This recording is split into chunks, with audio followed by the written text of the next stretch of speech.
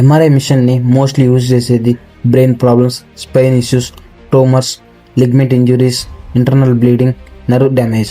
వీటి కోసం ఎంఆర్ఐ మిషన్ని యూజ్ చేస్తారు.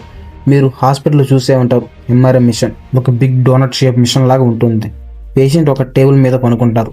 ఆ టేబుల్ స్లోగా మిషన్లోకి వెళ్తుంది. మిషన్ లోపల ఏముంటుందంటే super powerful magnet, gradient coils, radio frequency system, computer system ఇవన్నీ కలిపి ఇమేజ్ని క్రియేట్ చేస్తాయి. నెక్స్ట్, ఎంఆర్ఐలో మ్యాగ్నెట్ ఎందుకు అవసరం? ఇది చాలా ఇంట్రెస్టింగ్ పార్ట్.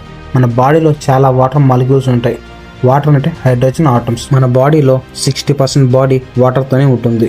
అంటే బాడీలో చాలా హైడ్రోజన్ ఆటమ్స్ ఉంటాయి. ఇప్పుడు ఎంఆర్ఐ మిషన్ ఎలా వర్క్ చేస్తుందో చూద్దాం.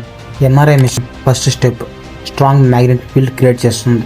ఈ మ్యాగ్నెటిక్ ఫీల్డ్ వల్ల బాడీలోని హైడ్రోజన్ ఆటమ్స్ ఒకే డైరెక్షన్లో అలైన్ అవుతాయి. నార్మల్గా ఇవి ర్యాండమ్గా ఉంటాయి, బట్ మ్యాగ్నెట్ వల్ల స్ట్రైట్ లైన్లో నిలబడతాయి.